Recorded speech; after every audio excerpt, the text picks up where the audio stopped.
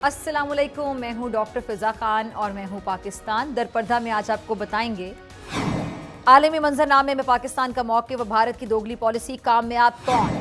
कश्मीर अब करारदादों से नहीं किरदारों से आज़ाद होगा। नाज़रीन, पाकिस्तान को इस वक्त बैक वक्त अंदरूनी इस्तेहकाम, आलमी बयानिया साजी और इलाकाई तनाज़ात का सामना है। ताहम सिफारती महाज पर पाकिस्तान का मौक़िफ़ रोज़ बरोज़ तवाना होता जा रहा है, चाहे वो फ़लस्तीन के हक़ में मौक़िफ़ हो या फिर कश्मीर की आज़ादी का मुकदमा। पाकिस्तान एक उसूली और इंसानी बुनियादों पर खड़ा है और भारत की जानिब से मुसलसल फॉल्स फ्लैग ऑपरेशन, सरहदी खिलाफ वर्जियाँ और आबी जारियत जैसे इक़दामात न सिर्फ खित्ते के अमन के लिए खतरा हैं बल्कि आलमी कानून की खुली खिलाफ वर्जी भी है। इसके बावजूद मगरबी ताकतें भारत को एक स्ट्रैटेजिक पार्टनर के तौर पर देखती हैं, जो कि आलमी इंसाफ के दावों पर एक तमाचा भी है। इस वक्त आलमी बिरादरी की नज़र इसराइल, भारत और दीगर इंतहा पसंद रियासती पॉलिसीज पर मरकूज है। ये मौका है कि पाकिस्तान आलमी ज़मीर को झंझोड़े, न सिर्फ कश्मीरी आवाम के हक के खुद इरादियत के लिए आवाज़ बुलंद करे बल्कि भारत के अंदर बढ़ती हुई फस्तायत और मजहबी जुनूनियत को भी बेनकाब करे। इन हालात में पाकिस्तान को अब सिफारती सतह पर मजीद जारहाना मौक़िफ़ अपनाने की ज़रूरत है। अक़वाम मुत्तहिदा जैसे आलमी इदारों में पाकिस्तान की मौसर और मुदल्लिल नुमाइंदगी नागुज़िर हो चुकी है। हमें दुनिया को ये बावर कराना होगा कि अगर कश्मीर का मसला हल ना हुआ, अगर पानी का मसला बिगड़ गया या अगर भारत की इश्तियाल अंगेजियाँ यूं ही जारी रहती हैं तो जनूबी एशिया किसी भी वक्त एक बड़े तसादुम का शिकार हो सकता है, जिसके नताइज सिर्फ खित्ते के लिए नहीं बल्कि पूरी दुनिया के लिए भयानक हो सकते हैं। इस वक्त पाकिस्तान को किन मसाइल का सामना है? भारत किस तरह से सिफारती महाज पर झूठ, फरेब, फॉल्स फ्लैग ऑपरेशन के जरिए अपने तौसी पसंदाना अज़ाइम को आगे बढ़ा रहा है? पाकिस्तान का मौक़िफ़ आलमी सतह पर कैसे पेश किया जा सकता है? भारत के झूठे बयानिए को बेनकाब करने के लिए हमें किस हिकमत अमली की ज़रूरत है? मकबूजा कश्मीर ज़रा याद रखिएगा एक ज़मीनी तनाज़ा नहीं है बल्कि हमारी कौमी गैरत, तारीखी हक़ाइक़ और इंसानी हकूक़ की संगीन पॉलिसीज़ का इस्तियारा बन चुका है। भारत की जानिब से जो जारी रियासती जबर है, मीडिया प्रोपेगेंडा है, पहलगाम वाक़ये के बाद सूरत हाल एक नए मोड़ पर आ चुकी है। एक तरफ आज़ाद कश्मीर में सियासी, समाजी और तालीमी तरक्की की राहें खोली जा रही हैं और दूसरी ही जानिब जो मकबूजा कश्मीर है उसमें हर सुबह आंख खुलती है बंदूक की नोक पर, हर शाम ढलती है किसी न किसी माँ की आंखों में आंसू बनकर। भारत में आज भी मुसलमानों, कश्मीरियों की जान की कीमत सिर्फ एक सियासी बयानिए से वाबस्ता है। तो फिर फर्क क्या रह गया हिटलर और नरेंद्र मोदी में? पहलगाम वाक़ये को भारत दहशतगर्दों की कार्रवाई करार दे रहा है, जबकि दर हकीकत ये दहशतगर्दी इंडिया की रियासती वर्दी में की जा रही है। ये सब भारत के झूठे सेकुलर चेहरे पर एक बदनुमा दाग नहीं बल्कि इसका असल एक चेहरा है ना। और दूसरी जानिब आलमी इदारे, इंसानी हकूक़ के ठेकेदार, जमहूरियत के पुजारी हर साल दर्जनों करारदादें मंजूर करते हैं, मगर जब बात मकबूजा कश्मीर और गजा पर आती है तो इनकी ज़बान को ताले लग जाते हैं, सांप सूंघ जाता है, गोया कश्मीरी इंसान नहीं है इनकी नज़र में। अक़वाम मुत्तहिदा की करारदादों में दफन कोई गलती तबात में है और इंसानी जो हकूक़ है उनकी तंजीमों और आलमी इदारों का हाल किसी बंद दरवाजे की मानद है, जिस पर ना तो सिफारतकारी की दस्तक सुनाई देती है और ना ही इंसानियत की पुकार सुनाई देती है। इंसानी हकूक़ एक सवाल है जो इंसानियत के ऐवानों के दरो दीवार से सर टकरा रहा है और आलमी बिरादरी अभी तक अपने ज़मीर पर पहरा बिठाए बैठी है। अब वक्त है कि हम अपनी आवाज़ की गूंज को तवा ना करें। अब वक्त आ गया है कि हम मज़ाहमत को सिर्फ नारा नहीं बल्कि स्ट्रैटेजी अपनाएं, ठोस हिकमत अमली और इस जो आलमी मुनाफ़कत है इसको आईना दिखाएं, खुलकर आईना जो इसराइल के कैदियों के लिए अश्क बहाती है, जबकि गजा और कश्मीर में जो खून बहता है उसकी ज़मीर पर असर तक नहीं करता। और इन सब के बीच आज़ाद कश्मीर की क़यादत इस बहरानी माहौल में किस तरह अपने लोगों की नुमाइंदगी कर रही है? भारत की जानिब से बार बार लाइन ऑफ कंट्रोल की खिलाफ वर्जियों पर क्या मौक़िफ़ इख्तियार किया जा रहा है? क्या पाकिस्तान की जानिब से मुनासिब सिफारती और इखलाकी रद्द-ए-अमल दिया जा रहा है? क्या हम अब भी सिर्फ एहतजाज पर इत्तेफा करेंगे? क्या हम अब भी आलमी ज़मीर की बेदारी के मुंतज़िर रहेंगे या फिर अपनी जंग खुद लड़ने का वक्त आ चुका है? नाज़रीन, इन तमाम सवालों के जवाब लेने के लिए ब्रेक के बाद मेरे साथ मौजूद होंगे वज़ीर-ए-आज़म आज़ाद जम्मू कश्मीर चौधरी अनवारुल हक साहब। वेलकम बैक नाज़रीन, मेरे साथ इस वक्त मौजूद हैं आज़ाद जम्मू कश्मीर के प्राइम मिनिस्टर चौधरी अनवारुल हक साहब। बहुत शुक्रिया चौधरी साहब वक्त देने के लिए, ज्वाइन करने के लिए। अच्छा चौधरी साहब, मैंने देखा कि अक्सर फॉल्स फ्लैग ऑपरेशन किए जाते हैं भारत की जानिब से और इलेक्शन जब भी वहाँ पर हो रहा होता है, इलेक्शन के लिए शायद अब तो इलेक्शन कैंपेन का एक हिस्सा बन गया है कि फॉल्स फ्लैग ऑपरेशन किया जाए पाकिस्तान में और वोटर्स की हमदर्दी, सिंपैथी जीती जाए और वोट बैंक को मजबूत किया जाए।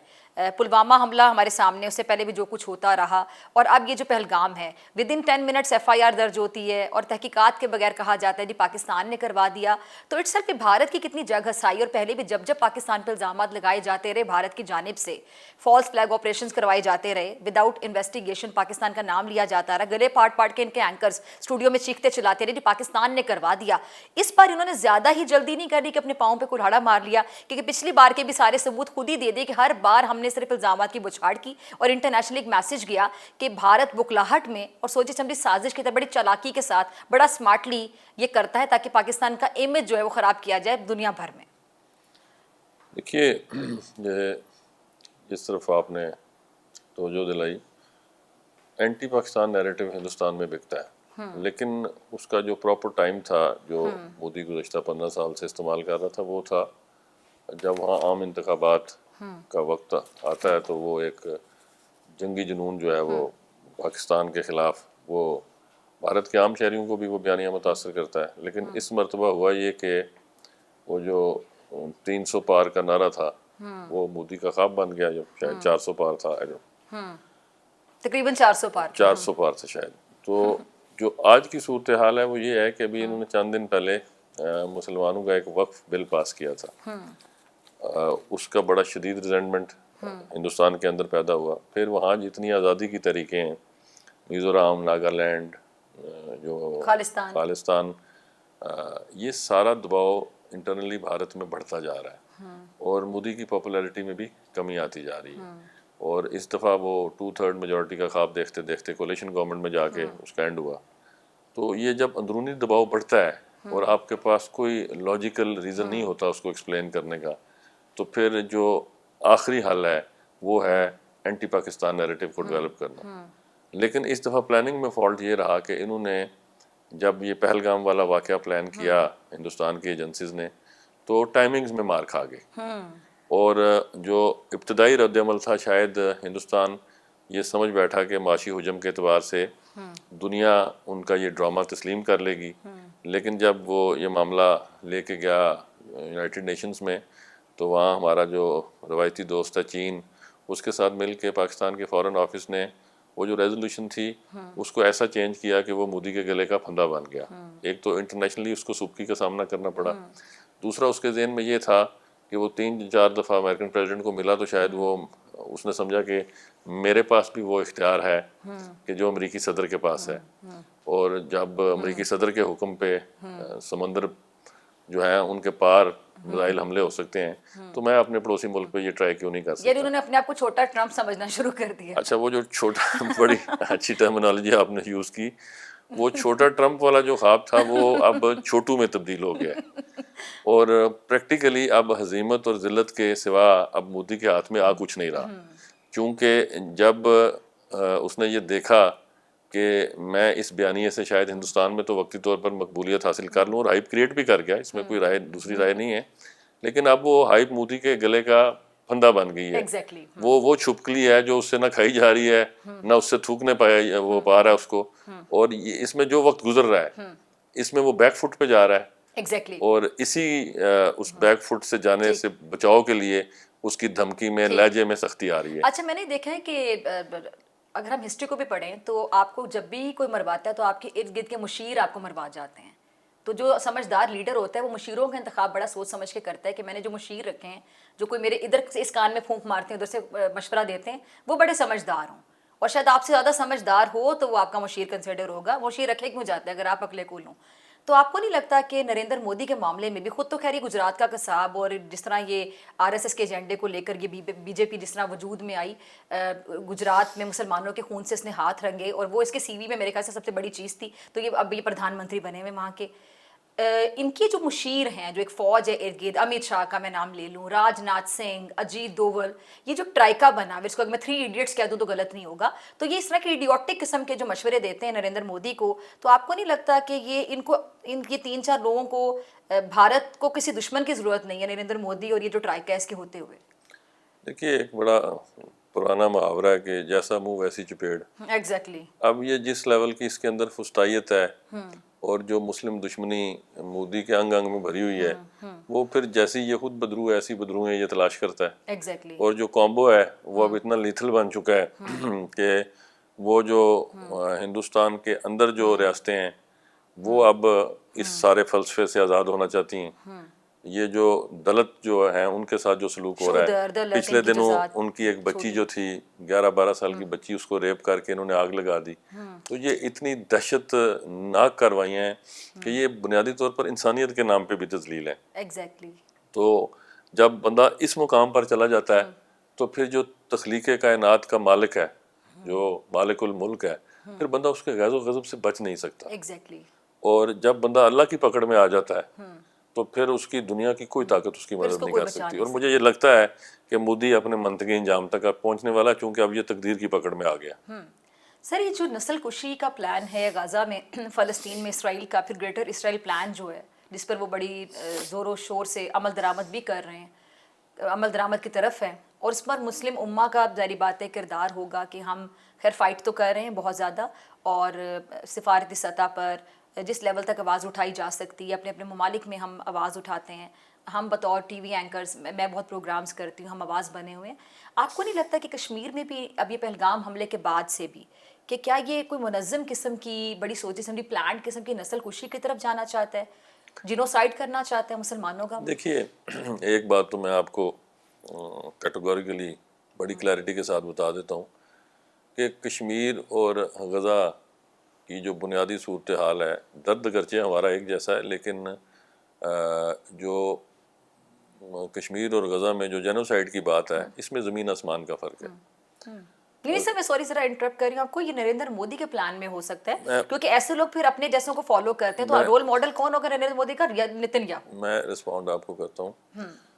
یہ بڑا کئی سال قبل سے یہ اسٹیٹمنٹس میڈیا میں شائع ہوتی رہیں کہ جو اسرائیل کے جو وار ایڈوائزرز تھے وہ مقبوضہ کشمیر میں آ کے ان کو مشورے دیتے رہے کہ یہاں آپ نے اسی تناظر میں میرا سوال تھا مسلم مخالف یہ جو کشمیر کے اندر سے انڈیجنس جو ایک تحریک اٹھی ہوئی ہے مسلح, وہ کیسے اس پر قابو پایا جا سکتا ہے. لیکن وہاں مسئلہ یہ ہے کہ فلسطین کے ساتھ مسلم امہ تو ضرور ہے, لیکن مسلم امہ کی جو قیادت ہے ان کے اپنے اپنے ممالک میں اپنے مسائل ہیں اور ان کی اپنی پالیسیز ہیں. یہاں پہ جو ہماری خوش قسمتی ہے بطور کشمیری پاکستانی وہ یہ ہے کہ میرے پیچھے 24 کروڑ غیور پاکستانی قوم کھڑی ہے, ایک ایٹمی ملک ہے, اور اس ایک ایٹمی ملک کی ایسی فوج کا سپہ سالار اور فوج میرے ساتھ کھڑی ہے کہ جو واشگاف الفاظ میں یہ کہتا ہے مظفر آباد کی دھرتی پہ بیٹھ کے کہ 3 جنگیں لڑی ہیں 7 اور لڑیں گے. تو پھر جو وزیر اعظم آزاد کشمیر کا بیانیہ ہے اس کے پیچھے جو طاقت ہے وہ اس مملکت خدا داد پاکستان کے عوام کی یہاں کی سیاسی اور عسکری قیادت کی دی ہوئی طاقت ہے. تو اس لیے مجھے یہ یقین ہے کہ اگر مودی نے اپنی بربریت کا سلسلہ بند نہ کیا اور اس کو بڑھانے کی کوشش کی تو پھر رد عمل نہ صرف مقبوضہ کشمیر سے بلکہ آزاد کشمیر سے بھی اٹھے گا. اور میں اپنے نوجوانوں کو LOC پار کر کے جو بھارت کی درندہ صفت فوجیں ہیں ان کے گریبانوں پر ہاتھ رکھ کے ان کو ان کے منطقی انجام تک پہنچانے سے کسی طور روک نہیں پاؤں گا. بہت بڑی بات کی سر آپ نے, یہ یعنی وقت قریب ہے, ریئلٹی ہے. اور بالکل میں تو دیکھ رہا ہوں کہ دروازے پہ دستک دینے کی ضرورت ہے. یہ جارحیت کرے ہم تیار ہیں, پھر دروازہ بھی کھلے گا, اور پھر اس دروازے سے جو اللہ کے شعر للکارتے ہوئے پھر باہر نکلیں گے. کیا بات ہے, تو ساری دنیا دیکھے گی. اللہ اکبر کے نعرے لگاتے ہیں انشاءاللہ تعالی. انشاءاللہ ہم تیار ہیں جی. اچھا سر, یہ آپ نے رد عمل کی بات کی تو آپ نے جہاد کی بات کی تھی کچھ دن پہلے, اور اس پہ وہاں سے سرحد پار سے راج ناتھ سنگھ کو بڑی آگ لگی تھی, بڑا سیخپا ہو گئے تھے وہ, اور انہوں نے کہا تھا کہ جی رد عمل کی بات کرتے ہیں تو ڈاٹ ڈاٹ ڈاٹ, وہ تو خیر ڈاٹ پہ ان کی بولتی بند ہو گئی, تو آپ فل ان دی بلینک کریں گے ذرا اس کو فل کر دیں کہ ڈاٹ کے بعد کیا ہوگا. متعدد دفعہ یہ ڈاٹس جو ہیں ان کی تشریح بیان کرتی ہے. پھر دہرائے دیتا ہوں آپ کی خواہش پہ کہ کشمیری جو ہیں وہ بائی برتھ پاکستانی نہیں ہیں, بائی فیتھ پاکستانی ہیں. آپ لوگ اس لیے پاکستانی ہیں چونکہ 14 اگست 1947 کو ملک آزاد ہوا اور پاکستان بن گیا, اور آپ لوگ پاکستانی کہلائے. جو میرے آباء و اجداد تھے انہوں نے 19 جولائی 1947 کو پاکستان کے حق میں قرارداد پاس کی, پاکستان کی تشکیل سے 1 ماہ قبل. تو we are by faith Pakistanis. اب جب ہندوستان اپنے مکروہ اور گھٹیا عزائم کے تابع پاکستان کے کسی صوبے کو یا پاکستان کو بلیڈ کرنے کی کوشش کرے گا، اس کے کلیئر سگنیچر چھوڑے گا۔ جعفر ایکسپریس کے واقعے میں ہمارے جو جوان ہیں، ہمارے جو شہری ہیں، جو میری مائیں بہنیں بیٹیاں ہیں، ان کو دہشت گردوں کے ہاتھوں شہید کروایا جائے گا۔ اور یہ مودی اور اس کا جو میڈیا ہے وہ جب لائیو چینلز جو اپنے لائیو چینلز پہ وہ ساری بربریت دکھائے گا، تو جب یہ بلیڈ کرے گا پاکستان کو، تو پھر کشمیری مجاہدین اس کو بھارت کے اندر لال قلعے سے لے کر کشمیر کے جنگلات تک ہر جگہ پر رد عمل دیں گے، اور بڑا خوفناک رد عمل دیں گے۔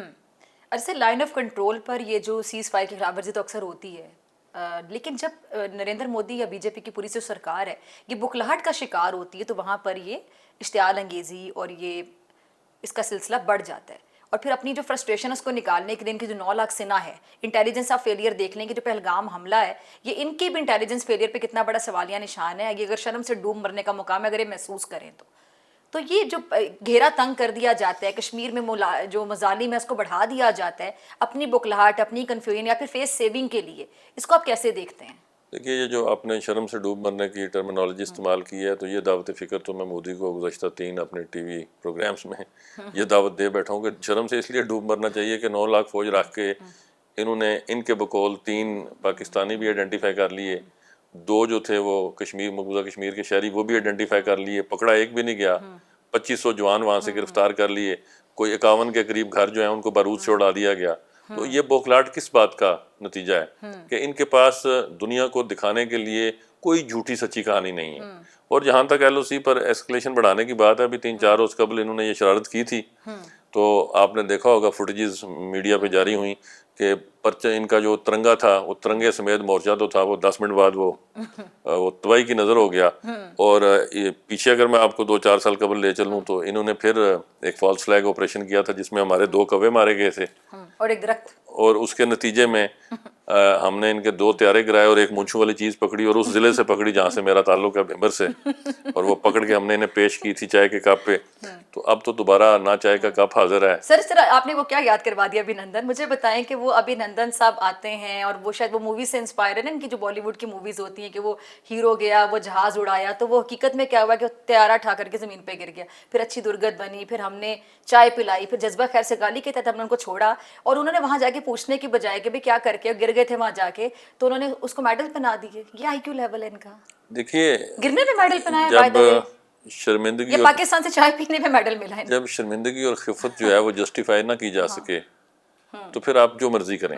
اور MiG 21 طیارہ، جو طیارے ان کے اتنے زیادہ خراب ہیں، پھر رافیل طیارے جو ہیں پھر ان پہ کتنا یہ بھی کر رہے ہیں۔ میں آپ کو رافیل کی کہانی سنا دیتا ہوں۔ یہ پچھلے جب یہ 4-5 روز قبل انہوں نے ایل او سی کو ان کے 4 رافیل نے کراس کرنے کی کوشش کی، تو اس کا جو رسپانس تھا، میں مودی کو چیلنج کرتا ہوں کہ اس میں اگر غیرت نام کی کوئی رتی بچی ہے تو بتائے کہ وہ 4 رافیل جو تھے وہ کیوں بھاگے، اور طیارہ جہاں سے رافیل اڑا تھا وہ وہاں لینڈ کرنے کی بجائے سری نگر پہ کیوں لینڈ کر گیا۔ تو وی نو کہ واٹ از ہیپننگ، اور نریندر مودی کو بھی پتا ہے اپنے لوگ سب فیس سیونگ کر رہے ہیں نا سر، کہ وہ جو وہ ملٹری مائٹ شو کرنا چاہ رہا تھا، اس کا 1 ہفتے میں تخیلاتی طور پر اس کے پرخچے اڑا دیے گئے۔ ناظرین، آپ سے ملاقات ہوگی شارٹ بریک کے بعد۔ ویلکم بیک ناظرین۔ پرائم منسٹر آزاد جموں کشمیر چودھری انوار الحق صاحب میرے ساتھ موجود ہیں۔ چودھری صاحب بہت شکریہ ایک بار پھر سے جوائن کرنے کے لیے، وقت دینے کے لیے۔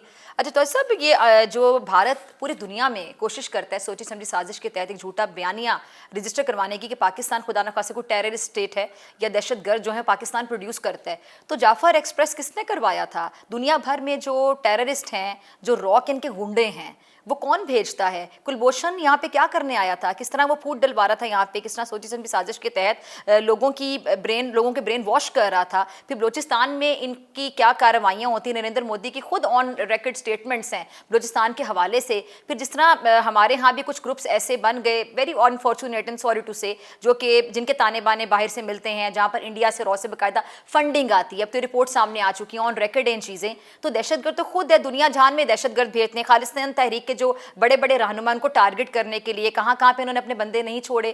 کینیڈا میں آپ کو یاد ہوگا باقاعدہ یہ جب بحث ہوئی اور جسٹن ٹروڈو صاحب نے جو سٹیٹمنٹس دیں، اس کے بعد امریکہ میں ان کے بندے پکڑے گئے، اور پھر وہ قطر والا واقعہ بھی آپ کو یاد ہوگا۔ تو دنیا جہان میں تو ان کے ٹیررسٹ گردش کر رہے ہیں، کبھی ادھر سے پکڑے جاتے ہیں، کبھی ادھر سے پکڑے جاتے ہیں۔ جیتی جاگتی مثال ہمارے پاس کلبھوشن ہے جو ہماری کسٹڈی میں ہے۔ تو دہشت گرد تو یہ خود ہے۔ دیکھیے، تقریباً آپ نے بڑا مفصل جواب اپنے سوال کے اندر دے دیا. ایک دو چیزیں میں اور ایڈ ان کرنا چاہوں گا کہ دنیا کا سب سے بڑا دہشت گرد اور دنیا کی سب سے خوفناک دہشت گرد افواج جو ہیں وہ کسی بھی ہمسایہ ملک پر دہشت گردی کی بات کرتے ہوئے نہ ان کے پیچھے کوئی اخلاقی جوازیت ہے اور نہ ہی کوئی بین الاقوامی قانون ان کو سپورٹ کرتا ہے. ابھی 2-3 دن پہلے D G I S P R نے اور پاکستان کے فورن منسٹر نے، ڈپٹی پرائم منسٹر نے اور فورن آفس کے اسپوکس مین نے ایک پریس کانفرنس کی. آپ نے بھی دیکھی ہوگی، میں نے بھی بالکل دیکھی. سب نے دیکھی. وہ ایک دہشت گرد پکڑا گیا جس کا نام مجید ہے، اور جب اس سے ابتدائی معلومات ملی تو وہ بھارت کی خفیہ ایجنسیوں کے ساتھ وہ رابطے میں نہیں تھا، وہ بھارتی فوج کے افسران کے ساتھ رابطے میں تھا. اور اس کی پرائم ٹارگٹس کیا تھے؟ پرائم منسٹر کا آبائی ضلع بھیمبر. چونکہ جو میرا بیانیہ ہے اس سے ان کو اتنی شدید تکلیف ہے کہ میں نے 7-8 چینلز پہ اپنا مافی الضمیر بیان کیا، اور نریندر مودی کی راتوں کی نیند اس طرح اڑی کہ جن جن چینلز پہ میں نے انٹرویو دیے وہ سارے چینل آف ایئر ہو گئے.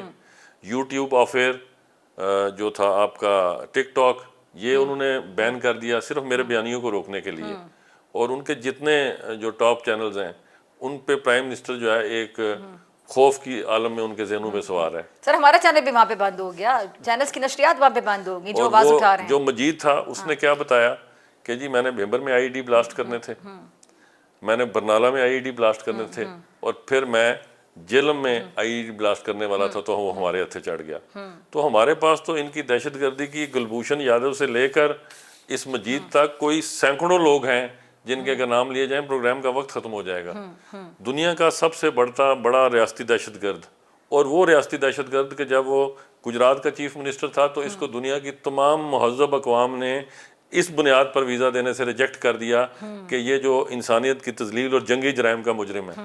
تو جس کا پاسٹ ٹینس یہ ہو، اگر وہ ہندوستان کا وزیر اعظم بن بھی گیا تو انسان اپنی فطرت جو ہے وہ کبھی نہیں چھوڑ وہ مرتے دم تک سام کی طرح، جب تک کہ سام کا سر کچلا نہ جائے وہ ڈسنے سے باز نہیں آتا. اسی طرح نریندر مودی جو ہے وہ بھی اپنی فطرت کے ہاتھوں یرغمال ہے. اور یعنی جب تک مستقبل میں آپ اس کو دوبارہ چائے والا دیکھتے ہیں؟ نہیں، میں اس کا اشر سام والا دیکھتا ہوں. سام والا دیکھتے ہیں، ٹھیک ہے. اچھا سر، یہ چائے والی بات سے یاد آیا، اور آپ نے بھی تھوڑی دیر پہلے بریک سے پہلے آپ نے کہا بدرو کا لفظ آپ نے استعمال کیا، تو تب میرے ذہن میں ایک سوال تھا، تو ہم گفتگو آگے نکل گئی. بہت سے لوگوں کو شاید یہ نہیں پتا ہوگا، یہ حال ہی میں انہوں نے ایک انٹرویو دیا تھا نریندر مودی صاحب نے کسی یوٹیوب چینل کو، غالباً میری نظروں سے گزرا. اس میں انہوں نے بتایا کہ میں کچھ عرصے کے لیے بالکل تنہائی کے ایک جرنی پہ نکل گیا تھا، جس کو یہ لوگ اکثر کہتے ہیں کہ جس سے مانکس ہوتے ہیں، مانکس اپنی ٹریننگ کرتے ہیں اور جاتے ہیں اور وہ جا کے بالکل تنہائی میں اپنے آپ کو ایکسپلور کرتے ہیں. سول جرنی آپ اس کو کہہ لیں، اسپریچول اویکننگ کہہ لیں، کہ آپ اپنے اندر جھانک کے دیکھتے ہیں، اپنے ساتھ وقت گزارتے ہیں اور آپ ایکسپلور کرتے ہیں کہ میں کیا ہوں، میرا اس دنیا میں، اس پلانٹ پہ کیا پرپز ہے. تو پھر کیا ایکسپلور کیا کہ اندر ایک حیوان چھپا ہوا تھا اور حیوان نکل کے باہر آ گیا؟ دیکھیے میں یہ سمجھتا ہوں، تھوڑا سا آپ کے سوال کو اگر میں ایک دوسری کیونکہ کافی عرصہ یہ اکیلے رہے تھے، نکل گئے تھے جنگلوں میں. ایک دوسری جہت کے مطابق دیکھوں تو تہذیب کے لیے اور انسانیت سے آشنائی کے لیے رشتوں کی ضرورت ہے، اور یہ وہ بد نصیب شخص ہے جو رشتوں سے محروم ہے. نہ اس کو بہن کے رشتے کی قدر ہے، نہ بیوی کے رشتے کی قدر ہے، نہ ماں کے رشتے کی قدر ہے. یہ اپنے انتہا پسندانہ عزائم کے ہاتھوں اور اپنی انتہا پسندانہ سوچ کے ہاتھوں یرغمال شخص ہے. اس کو تو آپ تبت کے پہاڑوں میں بھی جو ہے وہ یہ نروانا کی تلاش میں بھیج دیں تو یہ اسی حالت میں مایوسی کی سر صورت انہوں نے میں وہاں آپ کو جا کے ملے گا. کیا ایکسپلور کیا اپنے بارے میں؟ جب کہ وہ تنہائی میں جاتا ہے تو اپنے اندر دیکھتا ہے، جھانکتا ہے، تو دنیا کے لیے فائدہ مند ثابت ہوتا ہے. اٹ مینس کہ میں کنیکٹ کیا کرنا چاہ رہی تھی کہ ان کو اپنے اندر ایک ایول اسپرٹ نظر آئی جو کہ پھر اوپر کی دنیا کو نظر آنا شروع ہو گئی. دیکھیے آپ تو اس کو اس طرح دیکھ رہی ہیں نا، میں اس کو اس طرح دیکھتا ہوں کہ یہ جو اس کا بیانیہ نا کہ میں اپنے آپ کو تلاش کرنے کے لیے تنہائی میں گیا، یہ بھی اس کا ایک فالس فلیگ آپریشن ہے. یہ تنہائی میں جانے والی روح ہی نہیں ہے. یہ وہ بدرو ہے جو اکیلے، میرا خیال ہے اگر اس سے گن مین ہٹا دیے جائیں تو یہ 24 گھنٹے میں وفات پا جائے. تو اس نے تنہائی میں کہاں جا کے کیا کرنا ہے؟ یہ سب دنیا کو دکھانے کے لیے، اپنے وہ فرضی سے انٹلیکٹ کو دنیا کے سامنے پیش کرنے کے لیے جی کہ میں سیلف کتھارسس کرنے کے قابل بھی ہوں. یہ بنیادی طور پر ایک نفسیاتی الجھنوں سے ہمارا شخص ہے جو صرف مسلم دشمنی جس کی بنیاد ہے. اور میں سمجھتا ہوں کہ یہ انشاءاللہ تعالی وقت قریب ہے کہ جب برائی اپنی انتہا تک پہنچتی ہے تو پھر وہ فطری اصلاح کا عمل شروع ہو جاتا ہے، اور انشاءاللہ یہ اس فطری اصلاح کے عمل کا شکار ہو جائے گا. ارے سر ایک اور چیز بڑی پازیٹیو رہی اس پوری سچویشن میں، اگر ہم اس کو پازیٹیو ذرا اینک سے دیکھیں کہ آل از ویل کی اسٹیٹمنٹ یہ لوگ دیتے تھے کشمیر کے حوالے سے. آرٹیکل 370 35A والا جو واقعہ جب پیش آیا 2019 میں، اس کے بعد یہ کہتے تھے کہ کشمیر میں سب اچھا ہے and all is well. International media جب اجازت مانگتا تھا کہ ہمیں جانا ہے تو جانے کی اجازت تک نہیں دی جاتی تھی. اور وہاں پہ بھی آپ کو پتہ ہے جو بات کرتے ہیں، جن کو جہاں تک رسائی دی جاتی ہے، تو ان کا اپنا تو گودی میڈیا ہے، ان کو رسائی دی جاتی ہے جہاں تک دی جاتی ہے. جو فریڈم آف جرنلزم پہ یقین رکھنے والے صحافی ہیں یا ادارے ہیں، ان کو تو جانے کی وہاں اجازت ہی نہیں ملتی. تو سر یہ جو اب انٹرنیشنل میڈیا نے بھی، اب ہم نے دیکھا ہے کہ انہوں نے انڈین کنٹرولڈ کشمیر کے نام سے، وہ کہ جب ذکر کرتے ہیں انڈین آکوپائڈ کشمیر کا تو کہتے ہیں انڈین کنٹرولڈ کشمیر، یعنی وہ بھی بات مان رہے ہیں کہ کانفلکٹ زون ہے. دوسری بات یہ کہ ڈسپیوٹڈ ٹیریٹری ہے. اور یہ جو ان کا آل از ویل کا جھوٹا بیانیہ تھا وہ بھی کہیں نہ کہیں دم توڑ گیا اس سارے آپریشن کے بعد، یہ جو فالس فلیگ آپریشن پہلگام میں ہوا. دیکھیے یہ بیانیہ تو بری طرح پٹا نا. یہ جو بیانیہ ہے یہ قائم بھی ہوا اور تھوڑا سا اس نے طاقت بھی پکڑی 5 اگست 2019 کے بعد. اس سے پہلے تو لوگوں نے برہان وانی شہید کی جدوجہد بھی دیکھی. سید علی گیلانی جو مرد حریت تھے، ان کے جنازے کے ساتھ انہوں نے جو سلوک کیا، تو وہاں تو جو آزادی کی تحریک تھی اپنے جوبن پہ تھی. 5 اگست 2019 کے بعد مجھے یہ کہنے میں کوئی عار نہیں کہ جو تحریک آزادی کشمیر تھی اس میں تھوڑا سا زیر و بم آیا. لیکن جب مشیت الہی کو جب کوئی منظرنامے میں تبدیلی منظور ہوتی ہے تو پھر انسانی عقل سے ماورا واقعات ہوتے ہیں. اب یہ اگر یہ فالس فلیگ آپریشن نہ پلان کرتا، بنیادی طور پر کرنا تو یہ چاہتا تھا کہ پاکستان کو ملائن کرنا اور اپنے جو انٹرنل پریشرز تھے ان کو ایڈریس کرنا، وہ دونوں اس کے گلے کا پھندا بن گئے.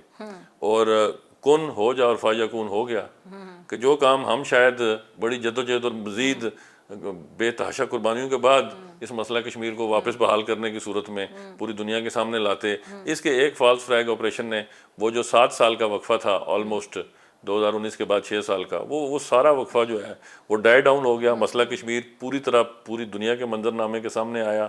پوری دنیا کو ہیڈ لائن بن کے ابھرا. اس بات کا شدت سے احساس ہوا کہ یہ دو جو ہیں ایٹامک پارز، ان کے درمیان یہ فلیش پوائنٹ ہے، اور جب تک یہ ریزالو نہیں ہوگا دنیا میں امن جو ہے وہ بحال نہیں ہو سکتا. اور جب یہ اقوام متحدہ میں گیا تو وہاں بھی یہ پھر بھاگے بھارتی، اور وہ گئے تو تھے کہ پاکستان کی مذمت کے لیے دنیا ان کے ساتھ کھڑی ہوگی، وہاں بھی ان کو منہ پہ کھانی پڑی. تو کہنے کا مطلب یہ ہے کہ یہ فالس آپریشن جو ہے یہ اب مودی کے گلے کی ہڈی بن چکا ہے، اور یہ اب آگے کس طرح انفولڈ ہوتا ہے، لیٹس سی. ٹھیک. And we are well prepared and we are very much ready. سر اقوام متحدہ میں یہ کشمیر کے معاملے کو مزید اجاگر کرنے کے لیے ہمارا کردار کیا اس سے بڑھ کر ہونا چاہیے؟ پھر ڈپلومیٹیکلی اگر ہم دیکھیں ہماری جو سفارتی لحاظ سے ہم اس میں اور کیا کردار ادا کر سکتے ہیں؟ آپ تو بڑی ایک پرومیننٹ آواز بن کے، ظاہر بات ہے وزیر اعظم آزاد کشمیر کے، اس سے پہلے بھی آپ سے پہلے بھی جو رہے سب نے آواز بلند کی. مشال ملک صاحبہ ٹی وی چینلز پہ جا کے بڑا کھل کر بات کرتی ہیں. ہم لوگ بھی بطور اینکر صحافی کھل کر آواز اٹھاتے ہیں اور اقوام متحدہ کی اپنی قراردادیں ہیں. اب آپ کو نہیں لگتا ہے کہ ایک ٹائم ایسا ہے، یہ بڑا سوچ سمجھ کے لفظ استعمال کر رہی ہوں، کہ اس ٹائم پر جو انڈیا کا بھیانک چہرہ ہے وہ دنیا نے بھی باقاعدہ ریکگنائز کیا، سب سمجھ رہے ہیں اس چیز کو، اور یہ بھی پتہ ہے کہ آل از ویل والی بات غلط تھی، کانفلکٹ ہے، یہ کشمیر بیسیکلی ایک تنازعہ ہے دونوں ممالک کے درمیان اور اس کو حل کرنا ضروری ہے، حل طلب ہے. تو اس ٹائم کا ہم فائدہ کیسے اٹھا سکتے ہیں؟ دیکھیے 2 باتیں اس معاملے میں، میرا سٹانس تھوڑا سا مختلف ہے، لیکن بڑا کیٹیگوریکلی اور بڑا کلیئرٹی کے ساتھ میں یہ کہتا ہوں کہ اقوام متحدہ اور بین الاقوامی سفارتکاری یہ بنیادی طور پر سیاسی، اخلاقی اور سفارتی ذمہ داریاں پاکستان کے فارن آفس کے پاس ہیں، اور ہمارے اپنے وفود بھی جاتے رہتے ہیں. لیکن اگر میں آپ سے یہ پوچھوں کہ لیگ آف نیشنز کیوں ناکام ہوئی تھی دوسری جنگ عظیم کے بعد، وہ اپنا پرپس کھو گئی تھی. اقوام متحدہ کے تابع لیگ آف نیشنز کے بعد سے جب سے اقوام متحدہ بنی اور تک دم گفتگو مسلم امہ کو کوئی ایک مسئلہ بھی اقوام متحدہ ریزالو کرا سکی. تو میں یہ کہنا چاہوں گا کہ اس وقت ایک اپرچونٹی تقدیر نے کشمیریوں کو فراہم کر دی ہے. ایگزیکٹلی، یہ رائٹ ٹائم ہے، اور اس اپرچونٹی سے ہم نے بہترین طریقے سے کیسے فائدہ اٹھانا ہے کہ ہم نے اپنی موومنٹ کے انڈیجنس پارٹ کو پوری دنیا کے سامنے ہائی لائٹ کرنا ہے. اخلاقی، سیاسی، سفارتی حمایت ایک طرف، لیکن اس موومنٹ میں جان ڈالنے کے لیے ہمیں اپنی حربی قوت اور جہاد فی سبیل اللہ کے نظریے کو پروموٹ کرتے ہوئے دشمن سے غلبہ حاصل کرنے کے لیے محض سیاسی، اخلاقی، سفارتی سطح پر کام نہیں کرنا، بلکہ اپنی حربی طاقت کو جمع کرتے ہوئے بھی اپنا جو ہے فیوچر پلان وہ ہم نے تشکیل دینا۔ ارے سر، میں آپ سے جاننا چاہوں گی، جو اگر لائن آف کنٹرول پہ اشتعال انگیزی بڑھتی ہے، بھارت کسی ایڈوینچر کی کوشش کرتا ہے، تو جو آپ کی طرف سے ایسکیلیشن پلان ہوگا وہ کیا ہوگا؟ ایسکلیشن کی صورت میں شہری آبادیوں کا انخلا کرنا پڑتا ہے، تو ہمارا اس دفعہ پروگرام تھوڑا سا ڈیفرنٹ ہے۔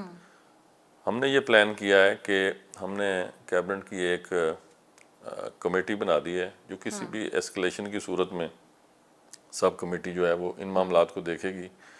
ایک 1 بلین سے ایک فنڈ قائم کر دیا گیا ہے۔ ٹھیک ہے، میری یہ خواہش ہے، میری حکومت کی یہ ترجیح بھی ہے کہ ایسکلیشن جس بھی سطح کی ہو، اس مرتبہ ہم جو بزرگ اور خواتین ہیں ان کو تو محفوظ مقامات پر ڈیفینیٹلی پہنچائیں اور ان کی دیکھ بھال کریں، لیکن جو ہمارے جوان ہیں ان کو ولیج ڈیفنس کمیٹیز کی صورت میں، اور اگر ایسکلیشن ایک حد سے زیادہ بڑھتی ہے تو پھر آزاد کشمیر ریزرو فورس کو قائم کرتے ہوئے مسلح افواج پاکستان کے ساتھ کندھے سے کندھا ملا کے ٹھیک، ہم دشمن کو منہ توڑ جواب دیں۔ اس کے لیے ہم نے یہ پلاننگ کی ہے کہ جو ہمارا ریوالونگ فنڈ ہے 1 ارب کا، جس سے ہم کسی بھی صورت میں ڈیزاسٹر مینجمنٹ جو ہے، یہ ایسکلیشن کی صورت میں اگر کوئی سچویشن پیدا ہوتی ہے تو ہم نے جو اپنا ہیلتھ انفراسٹرکچر ہے، ایل او سیز کے اوپر جو ہمارا بی ایچ یوز ہیں، سول ڈسپینسریز ہیں، تحصیل ہیڈ کوارٹر ہاسپٹلز ہیں، ڈسٹرکٹ ہیڈ کوارٹر ہاسپٹلز ہیں، ان کو ہم نے ویل ایکوپڈ کر دیا ہے۔ وہاں 4x4 جو ایمبولینسز ہیں، جو دوائیاں ہیں، جو 2 ماہ کے لیے جو آٹے کی ضروریات ہیں، جو آپ کا ڈیزاسٹر مینجمنٹ سے متعلق جو انفراسٹرکچر ہے جس میں ریسکیو 112، شہری دفاع کے رضاکار، ان سب کو ہم اس لیول پہ موبلائزیشن ہم نے کر دی ہے اور جاری رکھے ہوئے ہیں کہ اس مرتبہ دشمن کو ایک ایسا سرپرائز دیں کہ اسے پتہ چلے کہ جعلی بڑھ کے مارنے کا حقیقی نتیجہ کیا ہوتا ہے۔ ٹھیک ہے جی۔ ارے سر، آخر میں ابھی آخری 2 منٹ رہ گئے ہیں۔ نواز شریف صاحب جو کہ ملک کے 3 بار وزیر اعظم رہ چکے ہیں اور نہ صرف پاکستان بلکہ خطے کے ایک بڑے سیاستدان، بڑے زیرک سیاستدان تصور کیے جاتے ہیں، تو کچھ لوگوں کی ایکسپیکٹیشن یہ ہے کہ نواز شریف صاحب کو بہت زیادہ سخت کوئی اسٹیٹمنٹ دینی چاہیے انڈیا کے حوالے سے۔ اب ظاہری بات ہے شہباز شریف صاحب جو کہ وزیر اعظم ہیں وہ بھی نواز شریف صاحب کے ہی بھائی ہیں، اور باقاعدہ ایک دوسرے کے ساتھ مشورہ کرنے کے بعد، صلاح مشورے کے بعد، جس میں بڑا ریگارڈ کیا جاتا ہے نواز شریف صاحب کا، پارٹی کو لیڈ تو وہی کر رہے ہیں، تو جو بھی اسٹیٹمنٹ آتی ہے اس میں ظاہری بات ہے میاں صاحب کی رائے شامل ہوتی ہے، اس میں کوئی 2 رائے نہیں ہے، لیکن پھر بھی لوگوں کو ایکسپیکٹیشن ہے کہ نواز شریف صاحب کوئی اس میں کردار اگر ادا کر سکیں۔ میں سوال کو ذرا اس طرح دیکھتی ہوں کہ نواز شریف صاحب ایک زیرک سیاستدان ہے، سمجھدار سیاستدان ہے، 3 بار کا ان کا تجربہ ہے، اور اتنا زیادہ تجربہ بہت کم لوگوں کو ہوتا ہے کہ 3 بار ان کے حصے میں وزارت عظمیٰ آئی ہو، تو اس پوری صورتحال میں وہ کوئی کردار ادا کر سکتے ہیں کہ سمجھ بوجھ کا مظاہرہ کر کے، کیونکہ جنگ بہرحال حل نہیں ہوتا، بات ٹیبل ٹاک، مذاکرات اور امن سے ہی آگے بڑھتی ہے۔ دیکھیے، میں سمجھتا ہوں کہ میاں صاحب کے جو جذبات اور احساسات ہیں وہ ان کے بھائی اور اس سے بھی بڑھ کر ان کی بیٹی جو اس وقت وزیر اعلیٰ پنجاب ہیں، ان کے بیانیے کی صورت میں قوم کے سامنے ہیں، اور یہ شعور تو ہر پاکستانی رکھتا ہے کہ گفتگو اس دشمن کے ساتھ کی جاتی ہے جو گفتگو کرنے کے قابل ہو، اور چونکہ یہ وہ دشمن ہے کہ جس کے بارے میں ایک ہی حقیقت مسلمہ ہے کہ لاتوں کے بھوت باتوں سے نہیں مانتے۔ ٹھیک ہے جی۔ تو میں یہ سمجھتا ہوں کہ مسلم لیگ نون کا جو بیانیہ ہے وہ بھی مسلح افواج پاکستان کے ساتھ پوری مضبوطی سے یعنی کری اس ہے۔ ٹائم پہ ہم ان سے بات نہیں کر سکتے، بی جے پی کی سرکار سے یہ بات کرنے کے قابل نہیں ہے۔ دیکھیے، گفتگو جب بھی بین الاقوامی سطح پہ ہوتی ہے وہ یا تو تھرڈ پارٹی کی میڈیشن میڈیٹر سے کوئی ہوتی ہوتا ہے ہے یا درمیان بائی میں۔ لیٹرلی ہوتی ہے۔ یونیلیٹرلی جو ہے ٹھیک ہے، وہ کوئی گفتگو نہیں ہو سکتی۔ ٹھیک ہے، تو سر میڈیٹر والی آپشن ہی سمجھ آتی ہے، یونیلیٹرلی بھی نہیں ہو سکتی، بائی لیٹرلی کی کوئی چانس نظر نہیں آ رہے۔ میں سمجھتا ہوں کہ ابھی تو گفتگو کا وقت ہی نہیں ہے، وقت ہی نہیں، ایگزیکٹلی آگے نکل گیا معاملہ۔ جب آپ اپنی ساری گفتگو اور جو اپنی ساری جو آپ نے بیانیہ جو دنیا کے سامنے رکھا ہے، جب آپ اس سے برت کا اظہار کریں گے اور دنیا کو یہ پتہ چل جائے گا کہ ان کی گیدڑ بھبکیوں کے نتیجے میں پاکستانی اور کشمیری قوم قطعاً مرعوب ہونے کے لیے تیار نہیں ہے، تو پھر آپ اپنی جگہ پر آ جائیں گے، اور برابری کی سطح پر اگر کوئی بیٹھ کے بات کرنا چلیے سر، آخر میں جاننا چاہوں گی کہ مولانا فضل الرحمان صاحب جو کہ بڑے پرانے سیاستدان ہیں، اگین آئی ووڈ ریپیٹ کہ وہ بھی ایک زیرک سیاستدان ہیں اور ایک مذہبی ایک جو اگر پوائنٹ آف ویو سے دیکھا جائے جے یو آئی کا ایک مذہبی پہلو بھی ہے، تو مولانا صاحب سے بھی بڑی ایکسپیکٹیشنز ہیں کہ وہ کھل کر بات کریں گے، کوئی اسٹیٹمنٹ دیں گے۔ میں سمجھتا ہوں میں نے جو مولانا صاحب کی اسٹیٹمنٹ میری نظر سے گزری ہے بڑی مضبوط تھی، منظم تھی، اور اس میں اظہار یکجہتی کا ہر پہلو جو تھا وہ موجود تھا۔ ٹھیک ہے جی، چلیے سر، آخر میں آپ کو پیغام دینا چاہیں کشمیر کے عوام کو؟ دیکھیے، ون لائنر ہے کہ انشاءاللہ تعالی ہم جس دین فطرت پر اللہ پاک نے ہمیں خوش قسمتی سے پیدا کیا، ہماری رہنمائی جو ہے، رہنمائی اور ہدایت وہ قرآن پاک سے آتی ہے. اور قرآن پاک میں ایسی سچویشنز جو اس وقت آپ کو دیکھنے کو مل رہی ہیں، ان کو ڈیفیوز کرنے کے لیے اور ان کا سامنا کرنے کے لیے بڑا واضح لائے عمل دیا گیا ہے، اور وہی لائے عمل جو ہے ہماری کامیابی کی پہلی اور آخری منزل ہے. ٹھیک ہے جی، بہت شکریہ چودھری انوار الحق صاحب آپ کی قیمتی وقت کے لیے. ناظرین اسی کے ساتھ مجھے دیجیے اجازت، آپ سے ملاقات ہوگی انشاءاللہ اگلے ہفتے سیم ٹائم سیم چینل. اگر زندگی نے وفا کی دعا میں یاد رکھیے گا، اپنے پیاروں کا بہت خیال رکھیے گا. اللہ نگہبان. پاکستان زندہ باد.